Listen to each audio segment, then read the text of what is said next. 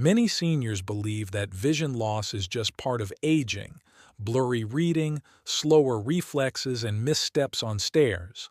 But what feels like aging is often something else.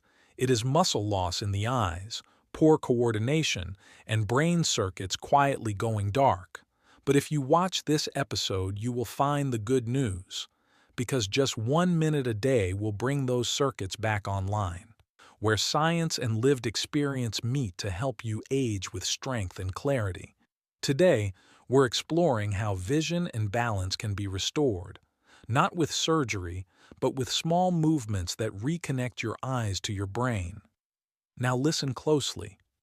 A 2021 study in geriatric physical therapy found that visual tracking declines rapidly after 60 and contributes to more than 1 in 4 senior falls.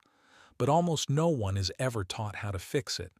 So sitting across from me today is someone who's helped change that for over a century and still walks into his clinic each week to help seniors take back control. He's Japan's oldest practicing doctor, and what he shares today will change how you move through the world. Doctor, welcome back. Thank you, John. Nowadays, most people think vision lives only in the eyes. But the truth is, it's woven through the entire body. The way we move, the way we shift weight, the way our brain predicts space. When even one piece falters, the whole system begins to drift out of sync. That catches me off guard, because it makes so much sense.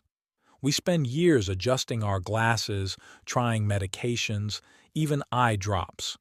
But we rarely think about how our eyes connect to movement, posture, or balance.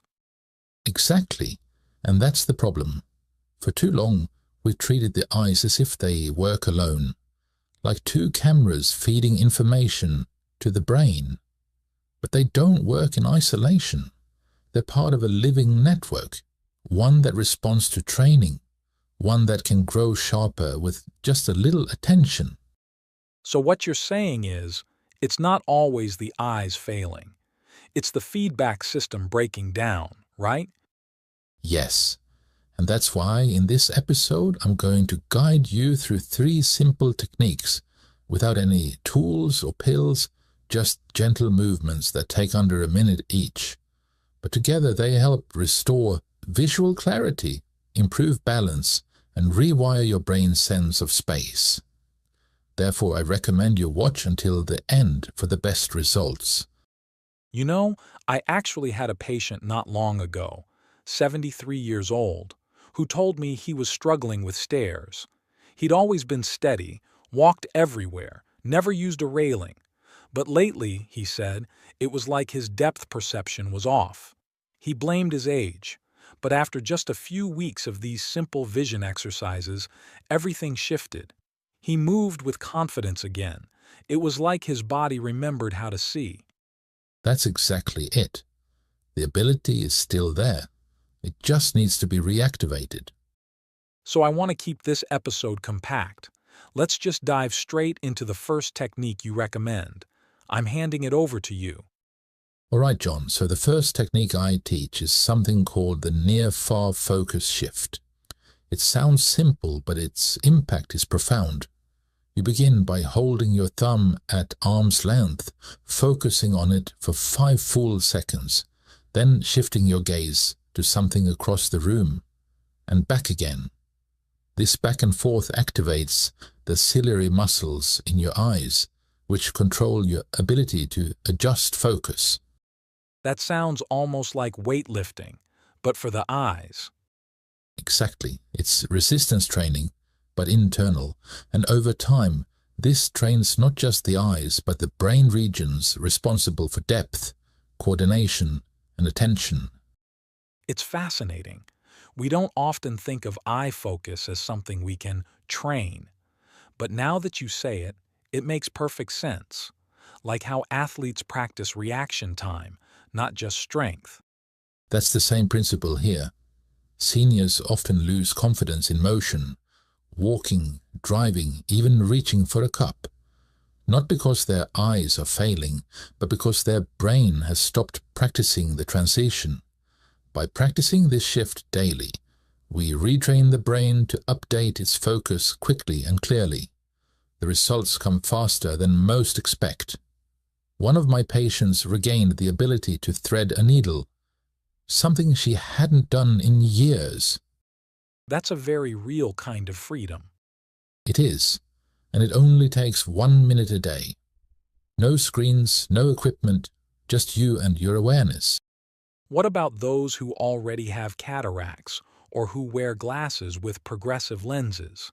Does that affect the benefit? Not at all. In fact, those are the people who need it most. The mechanical pen correction helps, but the neurological connection still fades unless it's exercised. So you're saying it's not enough to fix the lens. We have to reawaken the wiring. Yes. It's like installing a new faucet, but not fixing the plumbing. You won't get flow unless both parts work together. We've found that even seniors with moderate vision loss see noticeable improvement in tracking reaction time and even reading comfort. And beyond the physical, they report feeling less foggy, more present. That idea of feeling more present really hits home. Because when the eyes come back online, so does the person. It affects posture, speech rhythm, and emotional steadiness. The brain doesn't just receive vision, it builds meaning from it. It's incredible how something this minor, this low effort, can produce such a dramatic shift. And I imagine it's even more important for people who've started to withdraw from activity. We often see seniors stop driving, stop walking alone, even stop reading, and it seems like a slow surrender. But what I'm hearing is, maybe it's not surrender, maybe it's disconnection, and that disconnection can be reversed. Now, doctor, what is the second technique? The second technique is called figure-8 eye tracing.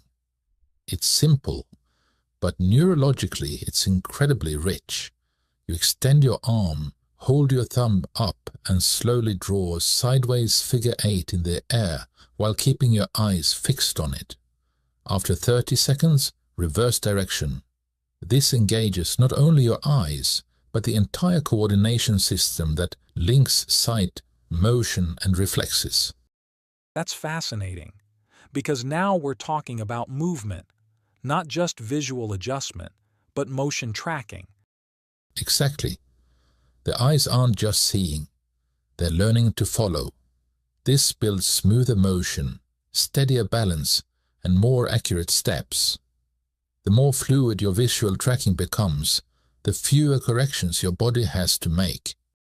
So it's not just about clarity of sight, it's clarity of movement, that feedback loop between seeing and stepping. Yes, and it's deeply embedded in the cerebellum, the balance center of the brain. When your eye movement improves, your step becomes more sure-footed, your reach more precise, your posture more relaxed. I had one patient, 77 years old, who said after a week of doing this, she stopped hesitating when turning around. That hesitation can be dangerous. That split-second delay is often when falls happen. Exactly. That delay is often caused by the brain miscalculating motion. This technique smooths that out. It trains your eyes to glide rather than jerk, which gives the brain a steadier stream of information. And the brain can only react as fast as the information it gets, right? Correct. Visual flow is what keeps us in sync with our environment. Without it, the brain falls behind the moment. That's when balance fails. What I find amazing is how something so basic, tracing a shape in the air, can create that kind of cascade in the body. You're rebuilding timing, precision, rhythm. It's like you're restoring a kind of inner choreography that most people don't even realize they've lost. That's exactly the word, choreography. Seniors don't need brute strength, they need timing, coordination, soft control, and this gives it back. That's such an important shift, because when someone starts feeling unsteady, they often think they need to muscle through it. But you're saying it's not about more effort, it's about more harmony, more signal, less guesswork, less panic. So, doctor, what's the third technique that ties all this together? The third technique is what I call gaze and grounding. It may appear subtle, but it's one of the most powerful tools for restoring calm and balance. You simply fix your gaze on a still point, something at eye level, and hold it.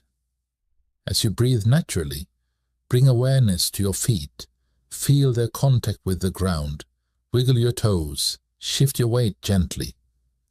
This exercise trains the brain to connect vision with stability, a kind of spatial reset. That's a powerful shift, because most people instinctively close their eyes when they feel dizzy. And you're saying do the opposite? Exactly. When you close your eyes, you remove one of your most important balance tools. What we need is alignment between the eyes, the inner ear, and the body. Gaze and grounding restores that alignment through presence and breath. So it's not just neurological, it's emotional too. You're giving the brain safety, not just input. Yes, safety is essential. The brain won't trust the body unless it feels supported. And the eyes are how it checks its surroundings. This almost feels like meditation, but with the eyes open and anchored. That's a good way to think of it. It's stillness without withdrawal, and it builds something very few seniors realize they've lost: spatial confidence. Spatial confidence. I've never heard it put that way, but it clicks instantly. It means knowing where your body is in space without guessing. When that sense is strong, your steps become more automatic, your turns smoother, your reactions quicker. But when it's weak, even standing still can feel unsafe. This technique gives that confidence back. We use it with seniors who fear falling, and within a week, their posture begins to change. That's a very different approach from balance exercises we usually see. No wobble boards, no elaborate routines. Because it works with the nervous system, not against it. You don't need to force the body. You need to reconnect it. And this is one of the simplest ways to do that. I think what stands out to me is how gentle all of these techniques are, and yet how deep their effects seem to go. That's the essence of traditional Japanese medicine. Gentle input, deep rewiring, small actions done daily. It shows that healing doesn't always come from big interventions. Sometimes it's the smallest habits, a focused gaze, a slow breath, a gentle trace, that restore the strongest parts of us. Now, if you are still listening, please stay with me for some more time. I don't want you to miss out on this question. Now, doctor, if someone wanted to begin tomorrow, just one technique to start with, where would you tell them to begin? If someone is just starting, I recommend they begin with a near-far focus shift. It's the most direct, and it gives quick feedback. Within days, you may notice reading becomes easier, steps feel more sure, or screens strain you less. And each shift from near to far tells the brain, I'm still adapting, I'm still learning. That message alone can change how you move through your day. That's powerful, because it's not just about improvement, it's about reminding the body it's still capable of change. And I imagine for someone feeling stuck, that small win makes all the difference. Exactly. And once that connection returns, it creates momentum. You begin to trust your body again. You feel more rooted, more responsive. That's when I recommend adding the other two techniques, the figure 8 tracing and the grounding gaze. Each one builds on the last. Together they create a full sensory circuit. Vision, motion, and presence working in harmony. That's not just training, that's transformation, doctor. And it begins with 1 minute, 1 moment of attention. These were some empowering words, Doctor. And before we end the recording, I want to ask everyone that is still listening to leave us with a comment since it helps the video spread among more seniors. Just let us know you are still here. Let us know you still care. We appreciate you and hopefully see you in the next one.